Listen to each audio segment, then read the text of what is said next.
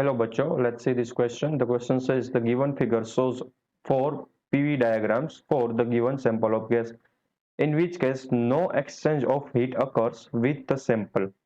Option a P, option b R, option c Q, option d S.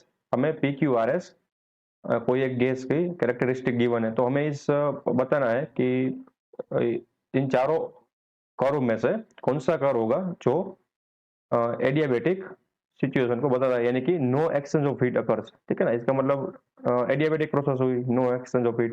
ठीक है, तो हमें इस प्रॉब्लम में जो कि कंसेप्ट यूज करने वाले हैं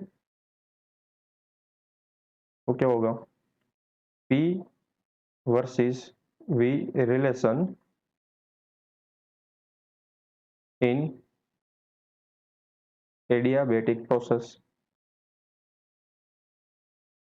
क्योंकि हमें यहाँ पर गिवन है ना no exchange of heat occurs, तो हमें ऐसा ग्राफ फाइंड करना है जिसमें नो एक्सचेंज ऑफ हीट हो रहा हो। ठीक है, तो इनडायरेक्टली वो इसने यही बोला है कि एडियाबेटिक प्रोसेस का कर्व हमें फाइंड करना है। तो P वर्सेस V रिलेशन क्या होता है एडियाबेटिक प्रोसेस में, क्योंकि नेट जो हीट होती है वो होती है जीरो। ठीक है, एडियाबेटिक प्रोसेस में तो उसका जो P वर्सेस V रिलेशन होता है वो होता है P V raise to gamma is equal to constant. ठीक है, तो यहाँ से कॉन्स्टेंट को मैं C लिखता हूँ, तो P is equal to C upon V raise to gamma. ठीक है, एंड गामा फर्दर क्या होता है, गामा फर्दर ग्रेटर और इक्वल टू 1। ठीक है, यानी कि 1 से ज्यादा होता है, तो यहाँ पर हमें ऐसा रिलेशन मिलता है। राइट, तो देखो कौन सा ऑप्शन में है कि जब हम वॉल्यूम इंक्रीज करें तो क्या होगा, प्रेशर डिक्रीज करना चाहिए ना, ये वाले इक्वेशन से। तो यहाँ पर मैं लिख देता हूँ कि P is proportional to 1 upon V raise to gamma.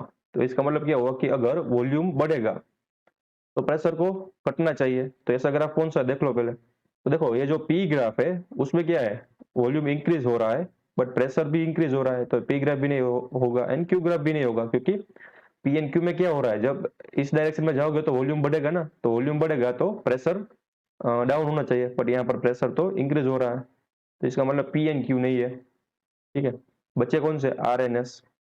तो अब R एन S में से भी कौन सा वाला आना चाहिए, देखो अब R भी R पॉइंट देखो यहाँ से ओरिजिनेट हो रहा है, तो O पॉइंट से हम वॉल्यूम को इंक्रीज करें तो उसमें भी प्रेशर घट रहा है एंड S में भी प्रेशर घट रहा है, यानी कि दोनों ऑप्शन में हमारे पास सेम चीजें आ रही है, हमारा इक्वेशन फुलफिल हो रहा है।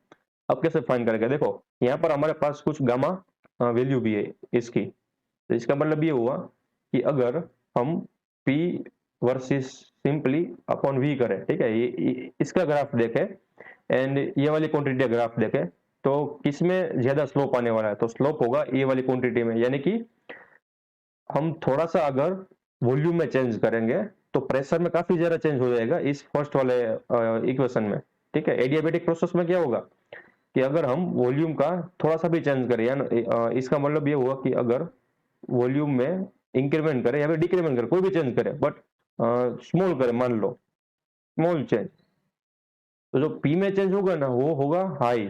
ठीक है, क्योंकि ये V उसके गामा पावर के आधारित है। अगर आप मान लो कि यहाँ पर वॉल्यूम रखो 2, तो 2 की पावर आ जाएगी ना, गामा यहाँ पर है, क्या है हमारे पास गामा अपीयर हो रहा है, इसका मतलब 2 की पावर 8 हो जाएगा, तो प्रेशर ड्रास्टिकली चेंज हो जाएगा यानी कि डिक्रीज हो जाएगा, तो यहाँ पर स्लोप आने वाला है हाई। अब ये वाला कौन सा ग्राफ हो सकता है, देख लो P is only proportional to 1 upon V, तो ये तो आइसोथर्मल हो गया ना। ठीक है, तो क्योंकि आइसोथर्मल में क्या होता है, PV is equal to constant होता है। ठीक है, तो P proportional to 1 upon V यानी कि आइसोथर्मल। तो आइसोथर्मल में क्या होता है कि अगर आप डेल्टा V में स्मॉल चेंज करोगे तो उसके अकॉर्डिंग ही प्रेशर में चेंज होगा, यानी कि वो भी स्मॉल ही होगा, समझ रहे हो ना। बट यहाँ पर क्या है, यहाँ पर V की पावर नहीं, इसलिए ये वाला इक्वेशन है इसमें V की पावर है, तो इसका जो स्लोप होने वाला है वो हाई होने वाला है कंपेयर टू दिस ग्राफ। ठीक है, तो देखो जिसमें स्लोप ज्यादा है वो कौन सा है, आर एन एस में से हमारा ऑप्शन एस। देखो आर क्या होगा, आइसोथर्मल होगा एंड जो एस हो गया वो क्या होगा, एडियाबेटिक होगा। ठीक है, तो हमारा जो ऑप्शन होगा कौन सा सही होगा, option D S. I hope you understood it well, best of luck.